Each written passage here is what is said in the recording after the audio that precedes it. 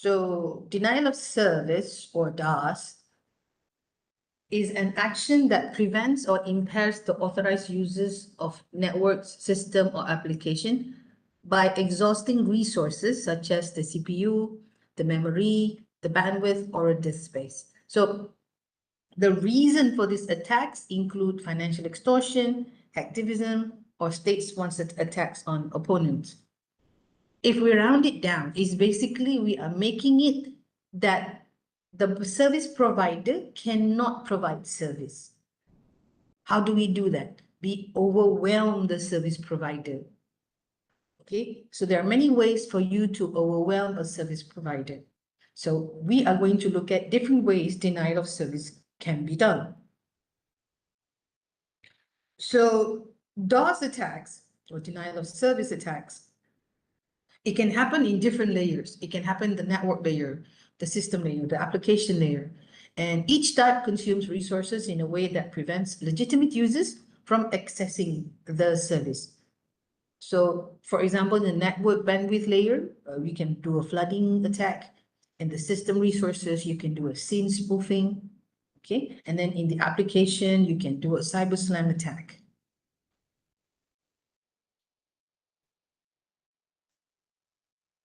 So let's look at the flooding attack and of the network bandwidth. So attackers overwhelm the network by sending massive amount in traffic. So the effect, the bandwidth is consumed, legitimate users cannot access the system because the pipe is clogged. Okay, imagine that there is a festival in UTM, okay, the graduation festival where they have all those shops. And people are coming. There's a lot of people coming. And then there is this people from, let's say, they come in like 100 cars. So now coming into UTM is going to be very long. People are waiting long. And some people do not have the patience. They leave, right? Because they are denied to use the services of this festival due to these people sending cars who actually just want to come in and go out. They don't go to the festival. So they, by using the cars, are denying the service. So in the bandwidth, the network, the bandwidth is the same. You need to use bandwidth to travel within the network. So if this bandwidth is used by other things and clogged, you cannot go into the network and use the bandwidth. So that happens. SYN spoofing is when attackers exploit the TCP handshake process by sending many SYN requests but never completing the connection. Okay, in the handshake, in the TCP handshake, the user will send a SYN to the, let's say, the server. Okay, they send the SYN saying, I want to synchronize with you. And then the server will receive that and then reply with the SYN ACK. It says, okay, I want to communicate with you as well. And I acknowledge that you want to communicate with me. And then the client will send an acknowledgement to the SYN from the server. So now they have that, then they will start sending stuff now. Okay, so when you send a SYN, you wait, okay, for the SYN ACK from the server. So when the server sends you a SYN ACK, they wait for you to send an ACK. So what happens, if you send a lot of this SYN, okay, and then that's SYN flooding, by the way, and then the server is busy handling this authentication, this handshake. You cannot really do other things, okay? SYN spoofing is you send the SYN, but you set your source address to be somewhere else. So rather than the acknowledgement coming to you, the SYN ACK from the server, the SYN ACK goes to somebody else. That's SYN spoofing. So the effects here is that the server allocates resources for each fake request, eventually exhausting the CPU or memory. A cyber slam attack, this is in the application resources. What happens here is that attackers target the application layer, whether the web servers or the application, by sending requests that look legitimate but are designed to overload the application. Okay? Maybe it is an HTTP attack, HTTP flooding. That can happen as well. So the effect of this is that the application slows down or crashes, denying service to real users. So there are different ways to deny service, and these different ways can be happening at different layers of the communication, at the network layer, at the transport layer, at the application layer. Okay. Flooding attacks is the classical denial of service. You flood a lot of requests to the target, that the target is overwhelmed, that it cannot do anything else. Okay, so the objective here is to overload the network capacity on some link to a server or to the target. So there is the ICMP flood, UDP flood, TCP SYN. Let's look at those, shall we? So ICMP flood uses ICMP packets like the ping request. So ping requests are legitimate because we use it for diagnostics. So attackers exploit this and send it in a huge volume. Usual ping, when you ping somewhere, it sends about 5 packets or maybe 3 packets, okay? But this one, you send a lot. So the victim wastes bandwidth and processing power replying to fake requests. UDP flood, attackers send UDP packets to random ports. Even if no service is listening, the server must respond with port unreachable. Okay, the server here, if the UDP port is sent, they have to reply, right? So imagine, okay, let's say in class, okay, this flooding thing, in class, if you ask me a question, I answer the question, right? But I stop teaching to answer the question. So if you ask me 100 questions, one after the other, so I am busy answering the questions and not actually teaching the subject. Okay, so again, it consumes resources and clogs the network. The TCP SYN flood, okay, send massive numbers of TCP SYN packets, as we just explained, and the server allocate resources for each request, but never receives the final ACK. There are 2 variations of this. There is the SYN flood and SYN spoofing. So SYN spoofing is attacker fakes the source addresses. SYN flood is just flooding it with volume of TCP SYN, okay? But all of this, the outcome is the same. You want to overwhelm the target that they cannot provide the service that they are supposed to provide. And the legitimate users are denied service. So HTTP flood attack is a type of distributed denial of service. So here, the attacker controls the network of compromised bots. So it uses bots. Remember, the bots have a master. So this attacker is the master of the bots in this situation. These bots are instructed to send a massive number of HTTP requests to the target server. So unlike simple bandwidth floods, these look like legitimate normal web traffic, making it harder to filter. The server, which is the target in this case, okay, receives far more requests than it can handle because each HTTP request requires processing. Okay, and the server resources are quickly exhausted. So when you send an HTTP request, there starts of a session, and during that session, the server will be attending to you. And if you send a lot of this, like this, a lot of this, so there will be a lot of sessions open. And the more sessions open, and then the server will be exhausted, and you can even get down, the server saying down to too many requests. I cannot handle this anymore. I'm taking a rest, so it shuts it down, okay? Now, because this is happening, the legitimate user, the normal clients, cannot get the service from the server. So the result here is the loss of service availability. And that is the goal of DOS and DDoS. Okay, ICMP flood, I explained this already. Basically, it is sending ping falls under ICMP. So ICMP flood is like the ping flood. You send a lot of, it's basically focusing on generating a large volume of this packet type. So ping flooding, the ping command aim of this attack is to overwhelm the capacity of the network connection of the target organization. Okay. Target traffic can be handled by higher capacity links on the path, but packets are discarded as capacity decreases. Now, the thing about network is that as it goes to the router, for example, the router has a specific buffer. Okay, so if a lot is coming, but it can process, the processing of it is slower. Okay, a lot of packets are coming in and the processing of the packets is slower. So there will be a queue inside the router. But this queue is finite in the sense that it has a specific number of spaces. If let's say it has 10 spaces, but the ones coming in is 100 spaces, right? So then a lot of them would be dropped. And within the one that is dropped, not only the ping from the ping flooding, but also legitimate users packets are also being dropped and they have to retransmit.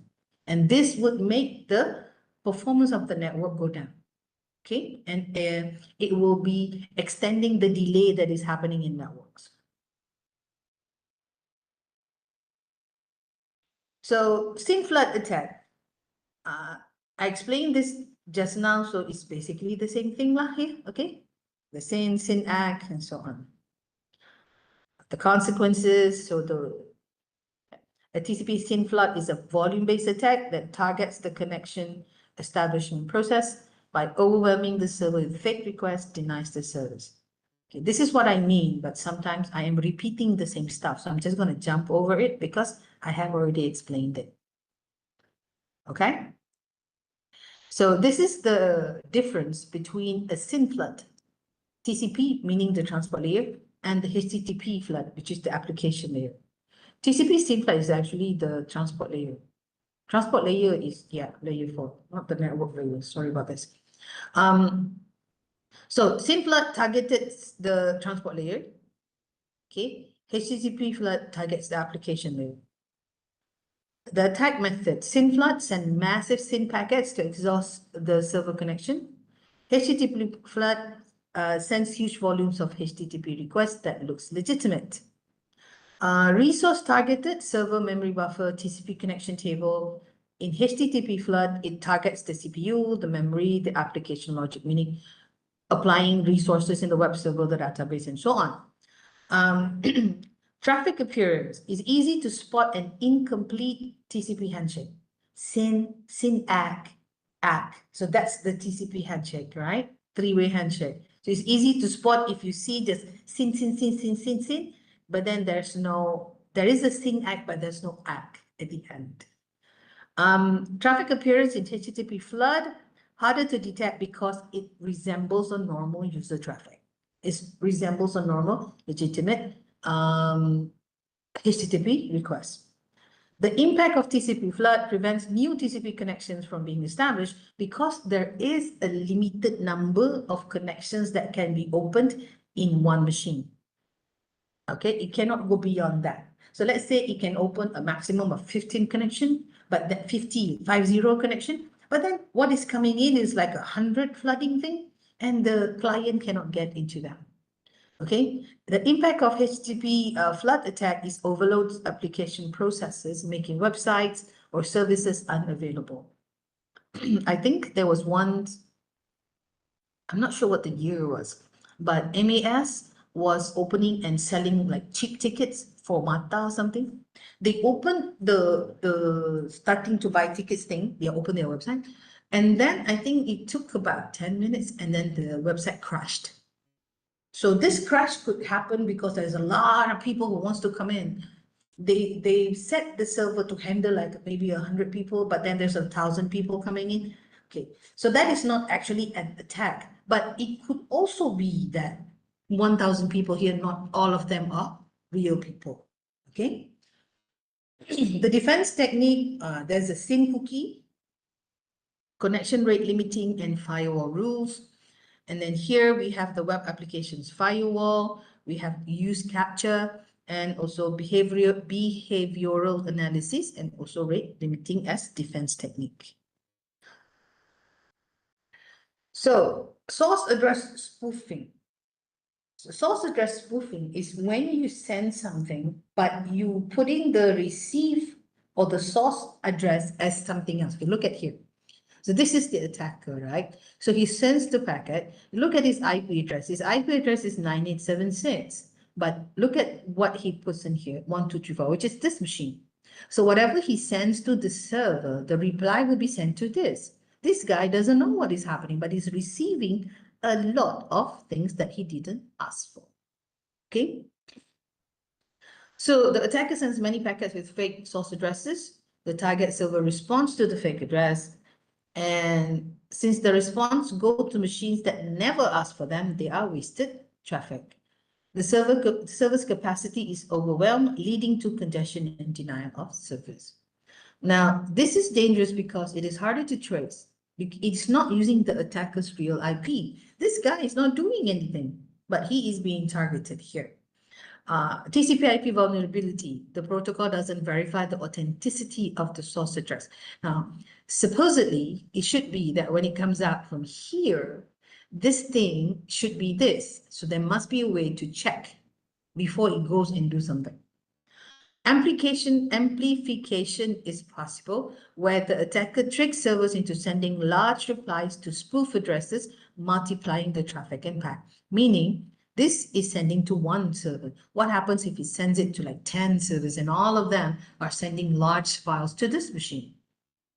See, that is amplification. Okay. Defense include filtered spoof packets at the originating network level, at the ISP or the firewalls there, and then using ingress-egress filtering to block traffic with valid source addresses. So basically, let's say out of this network, right, we have the ingress-egress filtering, and then this subnetwork is this 9876, for example. So why is the source address this? Something is wrong.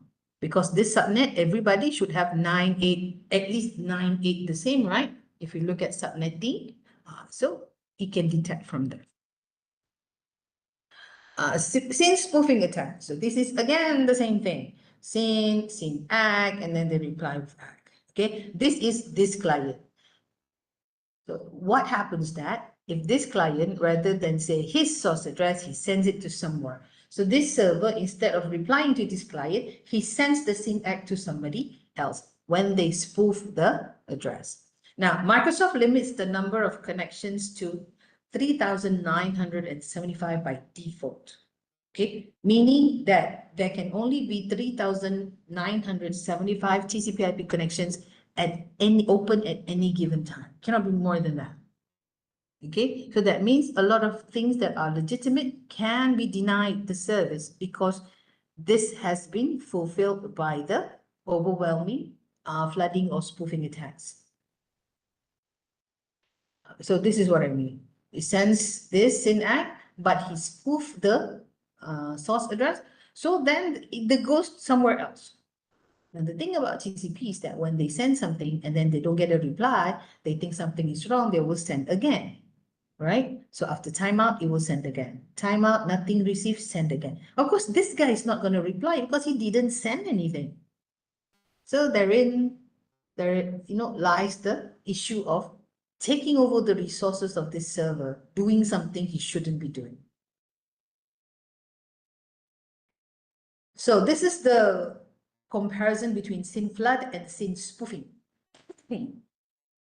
So SYN flood attacks a massive number of SYN, but using his IP address. Excuse me. SYN spoofing, it forges the source IP address. Excuse me.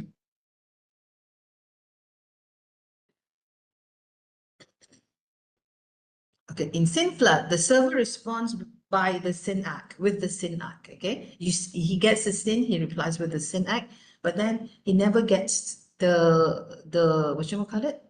The ACK for his SYN again. Server replies with SYN ACK to a fake IP. Traceability easier to trace since the attacker's IP is visible. This is harder to trace because of the spoofed IP. Resource impact fills up the TCP's connection table with half-open connections. Same effect, but worsened by the retry, server keeps resending to SYN ACK. Because this guy, the spoof IP, he is not doing anything. So then the server sends the SYN ACK, he doesn't get anything, timeout, he sends again, timeout, he sends again. So this is a lot more things than just this one. Attack focuses on volumes of packet, it's flood, so volume. Spoofing is exploiting TCP behavior with fake addresses. If you combine these two, that would be even worse. Okay, so we can use SYN cookies, rate limiting, firewalls for SYN flood, ingress, egress filtering, spoof packet detection, plus SYN flood defenses for SYN spoofing. Meaning all of this can be used there as well. UDP flood. So in TCP, because it is connection oriented, there is this handshake that must be done before files can be sent. It's compulsory to do that. UDP, on the other hand, is connectionless. It doesn't have that TCP handshaking thing. So how does a UDP flood happens? Okay, so here the attacker sends large volumes of UDP packet to UDP services. If the UDP port is open and UDP service is running, then the server would respond with a UDP packet back. If it is closed or no UDP service is running, then the server would respond with ICMP destination unreachable packet. But the server will respond either with a service thing or with the ICMP message.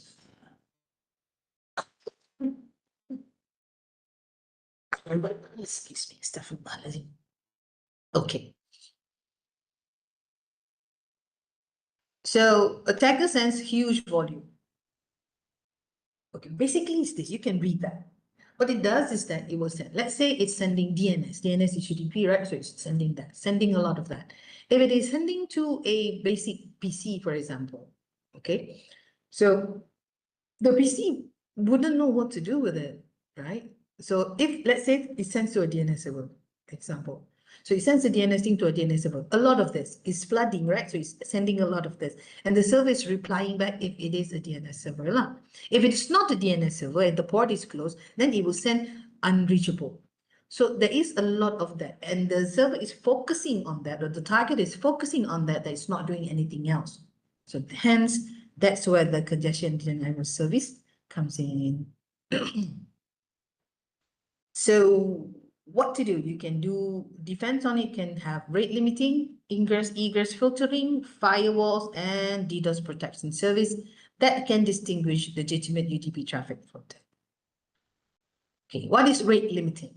Rate limiting, whether UDP traffic, TCP traffic, whatever traffic, rate limiting means limit the number of UDP packets, in this case UDP traffic, limit the number of UDP packets a server or router will process per second. Prevents attackers from overwhelming the system. So if you set it to say maximum of 100, so it will handle 100. It will not handle the 101 one. Okay. So anything beyond that is dropped. But the drawback is that if it is too strict, it may block legitimate high volume applications, for example, like video streaming. Ingress and egress filtering is filtering the packets that are entering the network and filtering the packets that are going out of the or leaving the network. Okay, so this entering, we make sure that their source IP looks invalid or spoof, then we take, block it. And going out, if it doesn't have a valid source IP belonging to the network, it will be blocked. The benefit is that it stops the spoof traffic both at the entry and exit points, reducing the chance of fake packets being used in attacks.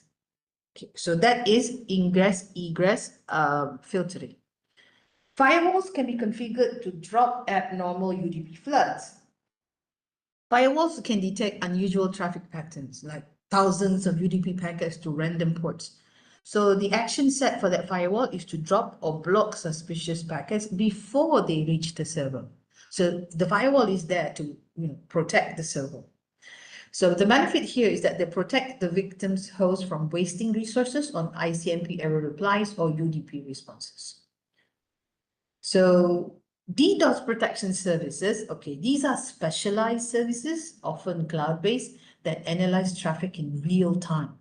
They distinguish between legitimate UDP traffic, like video calls, DNS queries, etc., and malicious floods. So what are the techniques being used? They use traffic scrubbing, where they filter out bad packets. They look at the packets, this is bad, then they scrub it out, they delete that, okay? And they use behavioral analysis, where they spot abnormal request patterns. Why are there like 100 requests for different things to the specific DNS coming from? So there is a behavioral analysis, so they can have that. And also load balancing, where they distribute traffic across multiple servers so that it doesn't overwhelm one server. Okay. The benefit, it keeps services available even under large-scale attacks. So that is DDoS protection services. But of course, this comes at a different cost. Okay, DDoS attacks. DOS attacks is, you go from one machine attacking another machine. DDoS is a volume thing, okay? So it multiple system, which allows much higher traffic volumes to form a distributed denial of service. Often compromised workstation become zombies, okay, and forming a botnet. So these are some of the examples now. Tribal flood network, ICMP, SYN flood, UDP flood that we saw just now. So here, the attacker uses malware to subvert system to install an attack agent which they control. Okay, for example, here, okay, I'm going to just explain this to you. So here, we have the bot master, okay? This is the one that is controlling all the bots. And then there is the malware loader. So this is the one that spreads the malware, infecting the computers to become the zombies. And then these are nodes that is infected and become the zombie. So this is the command and control where the master, okay, or the DOS for hire users, you pay them to do things. This one, the bot master, he will send an command to all the bots, and then they will then do the distributed attack to the victim. That's basically how it happens. So defense include traffic filtering, rate limiting, same thing as we saw before, but for this. And DDoS mitigation services, like we explained before, and ISP cooperation to block malicious traffic upstream. Okay. So again, if you look at the traffic filtering and rate limiting, it's the same as before. We filter the traffic, we make sure that, there is no suspicious patterns. If they are, we block it, okay? And rate limiting restrict how many requests a server will accept per second from a single source. So from a single source, there's many, but if there are many sources, then there is a possibility of that as well. Benefit prevents attackers from overwhelming the server with excessive requests. Limitation, if attackers use thousands of distributed bots, rate limiting alone may not be enough. So if we say one source, single source can have like 10 requests for the server. So if there is 1,000 bots, that is 10,000 requests for the server. So we still have that problem of denial of service. Then there's the DDoS mitigation services.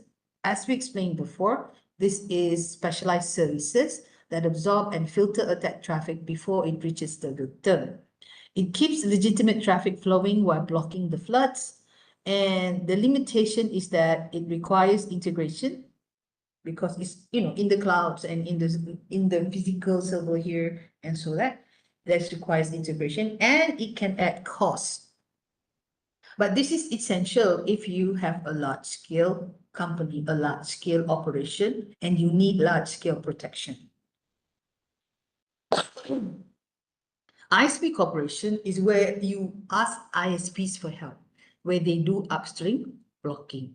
So ISPs help block malicious traffic closer to its source before it reaches the victim's network. So ISP can implement filtering rule where they block known botnet IP ranges or reroute traffic through scrubbing centers. And the benefit here is that it reduces the load on the victim's network by stopping attacks upstream, meaning before they come to the victim's network, it has already been blocked by the ISP.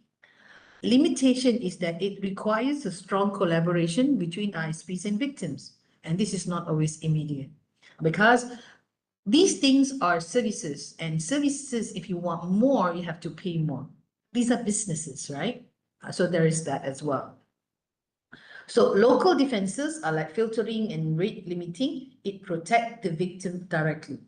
Global defenses like DDoS Mitigation Service or ISP Corporation, it stop or dilute the attacks before they reach the victim. So if you use these together as a layered defense against DDoS, again, anything, any measure that you use for your organization or for your personal use, it looks at one, what are you protecting? Two, if you sort of like don't do this, how much of it will cost you?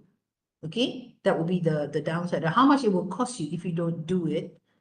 Would you have to pay millions to reconstruct your system or pay millions to make sure that your, what you call it? The brand name is protected. So what is that towards this cost? So you apply accordingly.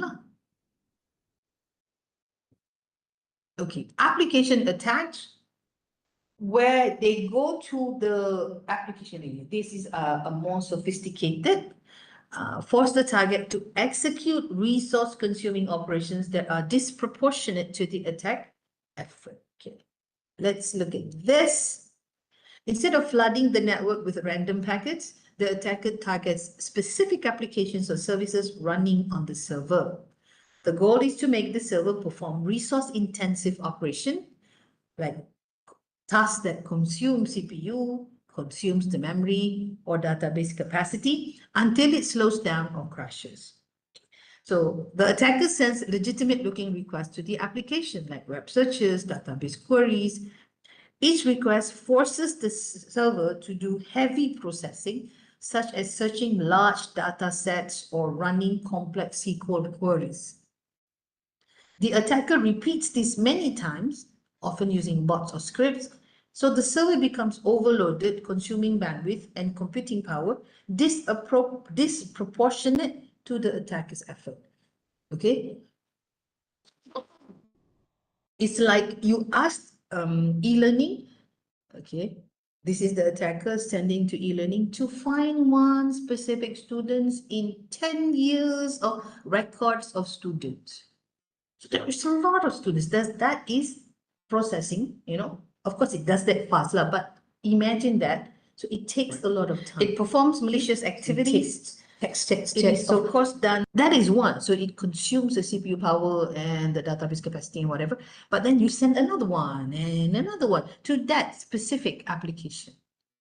So at the end, it can consume the bandwidth, power of operations and whatever until the server says, okay, I'm done. Okay, eventually legitimate users experience delays and complete service denial. This is a SIP, okay, Session Initiation Protocol. SIP is used for call setup in VoIP, in voice over IP. So SIP is text-based protocol. There are two types of SIP messages, request and response. So attacker sends many invite requests, major burden to the proxies. Okay, let's look at this. SIP flood attack, which targets voice over IP system. Okay, the SIP itself is set up to manage terminate voice call, meaning I want to call these people and then it goes to the proxy then sets up to the other, and then you have the connection and then you can make a call, right? So it is a text-based protocol. It has requests such as invite someone, acknowledge someone, buy means to quit, response like, oh, this is okay. It's kind of like look like similar to HTTP, right? So those are the responses. So the attacker sends a massive number of SIP invite requests. Okay, these are messages used to start a call. Each invite forces the proxy server to process the request and allocate resources. So every call will need a resource. So if you send a lot of invites, the proxy server has to handle this.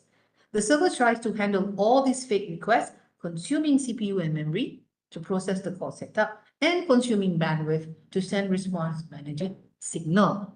Because the requests are fake or spoofed, no real calls are established, but the server still becomes overloaded. Okay, the thing about servers is that when it is starting a communication, there is that communication thing that they have to do, like the handshake in TCP. So they have, one, it takes priority.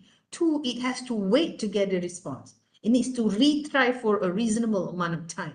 And all of this uses resources.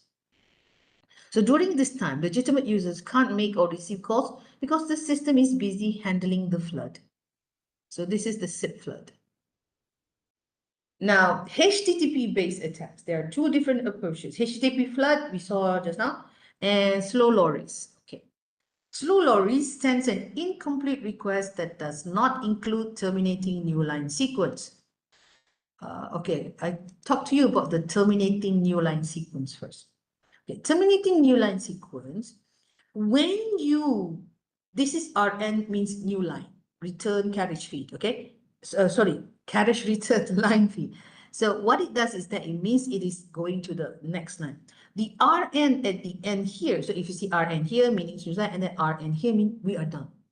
This communication is terminated, we are done, okay? So the server can process this query.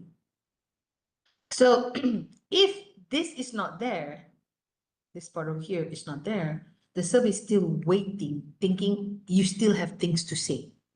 So how slow lorries exploit this is that it would send incomplete requests. It will send a request without this. So it's incomplete, right? So the server keeps many connections half open while waiting for, because this is the thing that says it has completed. So without this, the server is waiting for it to be completed.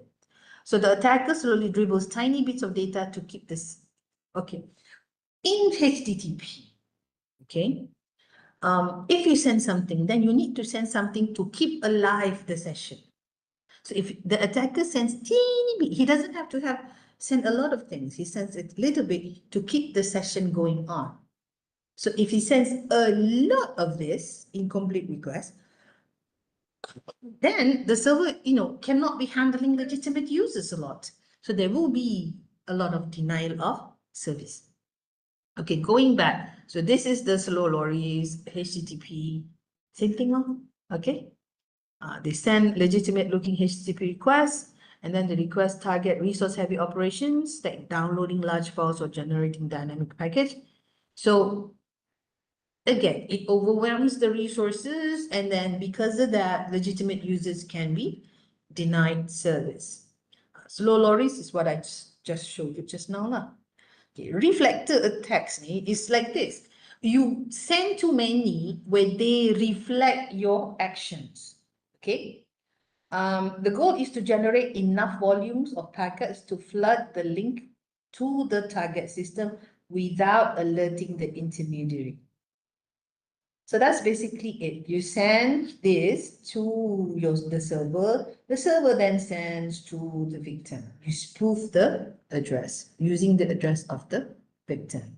So the core concept here is that you send a little bit to the third-party servers, then the servers, because you send them a spoof address, will send it to the victim. So when those instance servers, these things are not hijacked. They are just doing their job, but because they get, usually requests is smaller than responses. Okay, request is smaller than responses. So request, I want this file. Response, you get the file. So requests are smaller, but response are bigger. And if it sends like many times, usually in a website, there are many objects, right? So if you send for every object, let's say the website has 10 pictures or 10 videos, and you ask for all of them, and then there will be a lot more being sent to the victim. This is a loop-based reflection attack. There is this port called port 7, okay? What it does is that it sends an echo.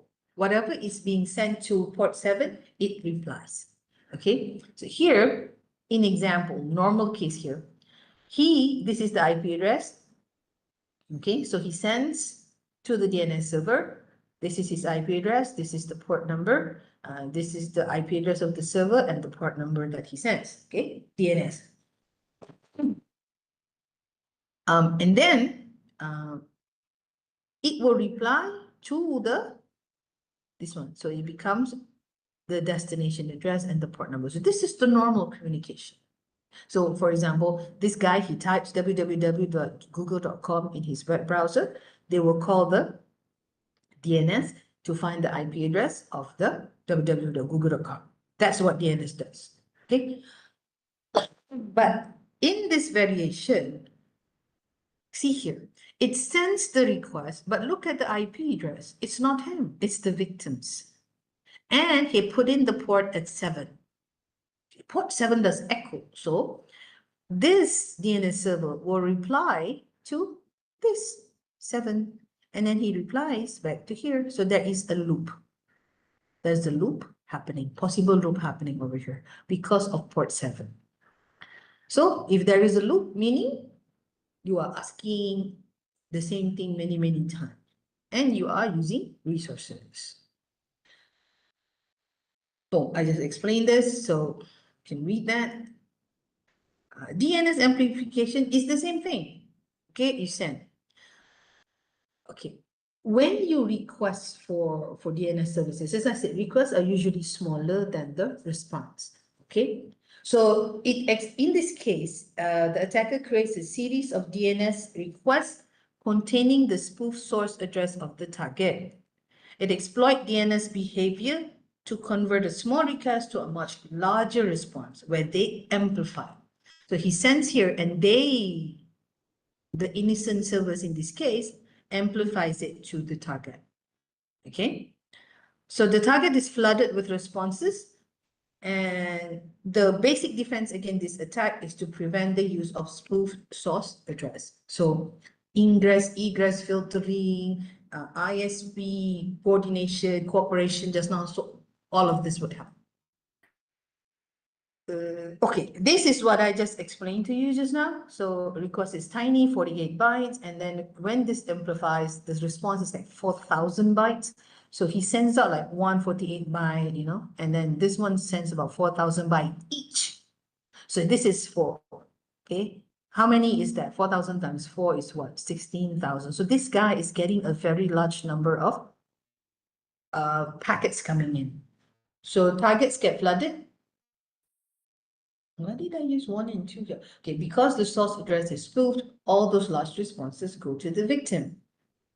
So what is the defense? Prevent IP spoofing, configure DNS servers to avoid open resolvers that can be abused, use rate limiting to restrict how many responses the server can, handle per minute or per second, and monitoring to detect abnormal traffic patterns early.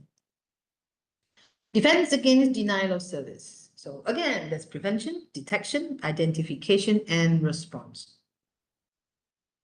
Prevention is attack prevention and preemption, meaning before the attack happens, you make sure that it doesn't happen. Detection, if it happens, you detect it and then you filter it during the attack, stop it.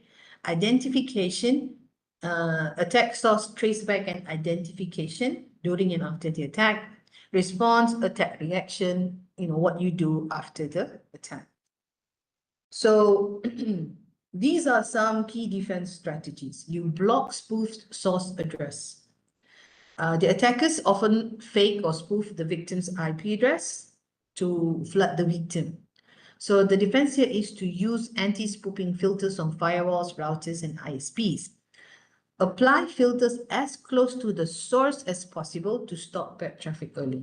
So if A is trying to spoof using B's B's IP address, so you put this anti-spoofing filter as close to the source as possible.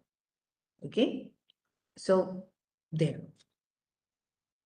Path verification filters ensure that the packet's claimed source address matches the actual path. So this you can use the reverse path forwarding. And for example, in the Cisco routers, there has a command that you can put in that IP verify unicast reverse path to enforce this. It's like this. On the router, one interface is connected to one subnet. Okay, if the subnet, let's say the subnetwork for that subnet is 192.168.1.0/24. That's the network address, right? 192.168.1.0/. I'm not very good at writing with pen in here, but hold on.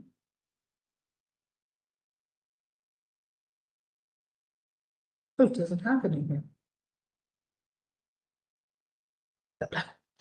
So let's say the subnetwork is 192.168.1.0/24.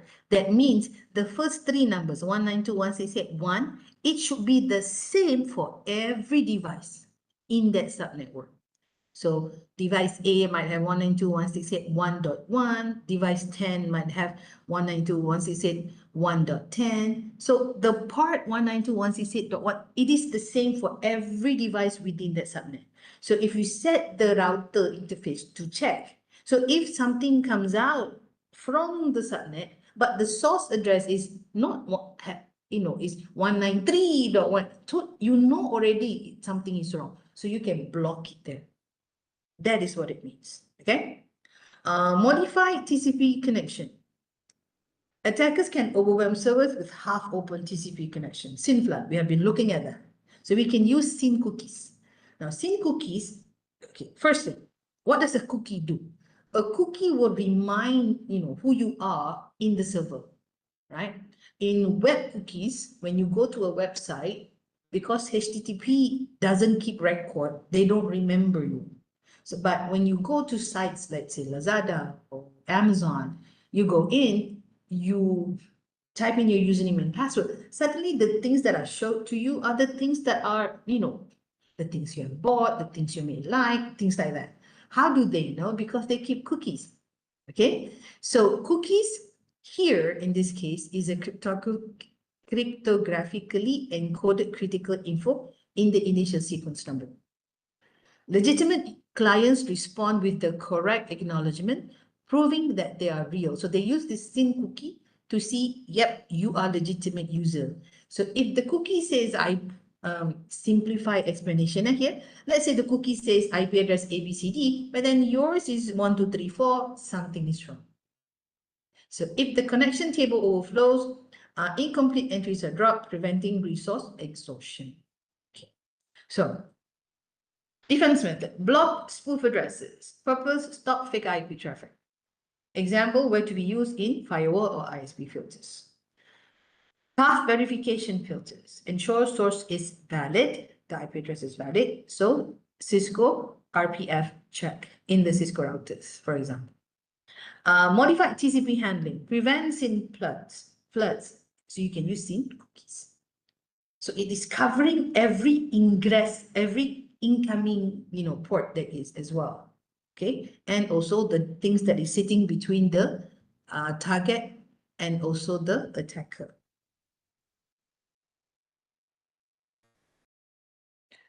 Attack prevention. Okay. How can you provide attack prevention? Block IP-directed broadcast, block suspicious service, manage CAPTCHA, and use. I already have an explanation here, so you can read it as well. So block IP-directed broadcast. Now, broadcast means it sends to everybody in the subnet or everybody in the system. So it can be abused, right? So blocking directed broadcast prevents amplification and also reflection attacks. Block suspicious service and combination. Okay, some services like DNS, NTP, network time protocol, or unusual port combinations are often exploited. So filtering or disabling unnecessary services reduces the attack surface. Graphical puzzle or capture helps distinguish humans from automated bots. So prevents automated application layer attacks. So we have seen this before, right? Mirrored and replicated servers. So this way you are diluting the attacks roughly. So in this case, it uses multiple servers in different locations, increasing resilience. If one server is attacked, others can continue serving legitimate users. So this is part of a high availability design. So what happens here is that rather than have one and everybody goes into that and that one is down and legitimate users are denied service, you have more than one. Okay? So responding to attacks, you need a good incident response plan. This is important. What to do when you are attacked, especially in a large organization. Okay, so there is in that response plan, you need a detail on how to contact the technical person. So in an incident response plan, there are usually the one that is supposed to be heading it or managing it. Okay, so has gone through the training, whatever. Others have to listen to him. So nobody is running around like a chicken without their heads.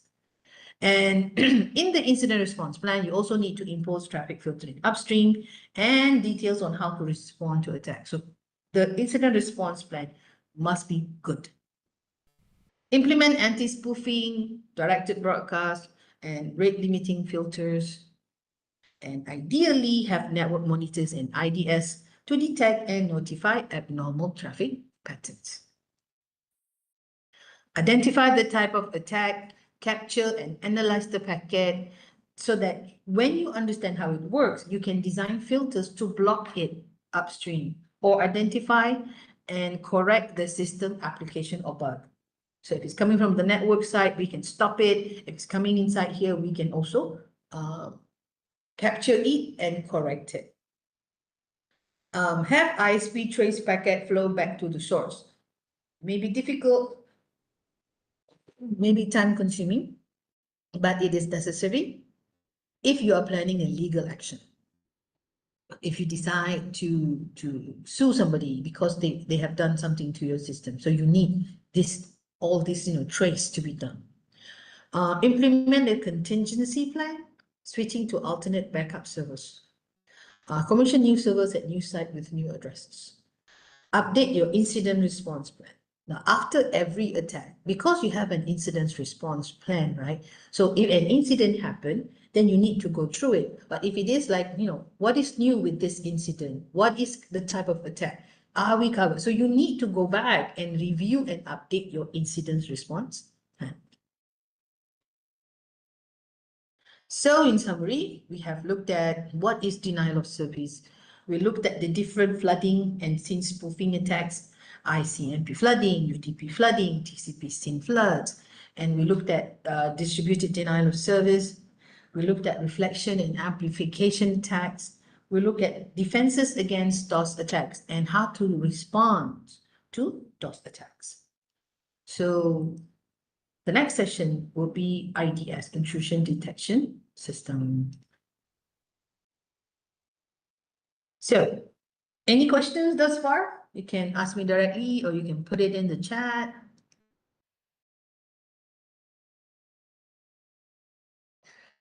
The thing about not IDS, the thing about doesn't matter malware, IDS, DDoS.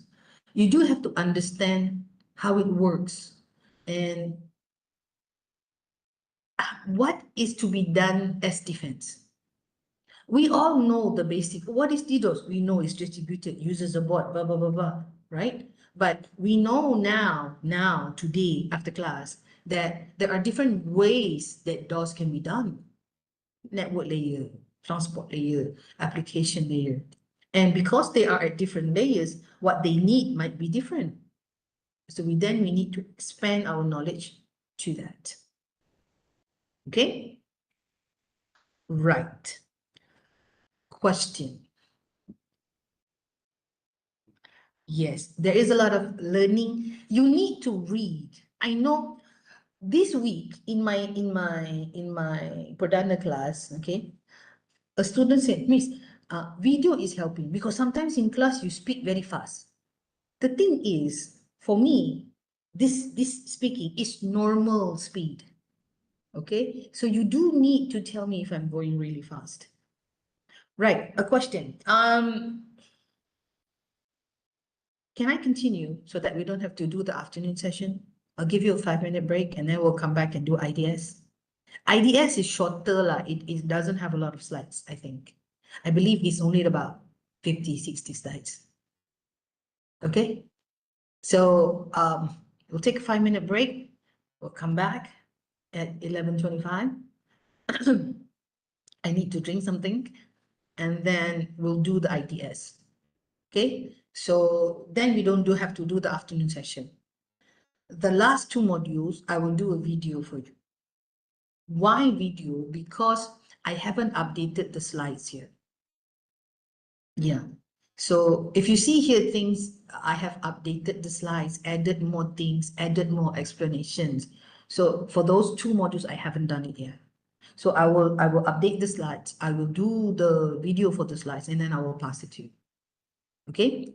So final exam. There is about, did I get this correctly? There are 1, 2, 3, 4, 5, 6. I believe there are 6 structure questions and about 20 MCQs.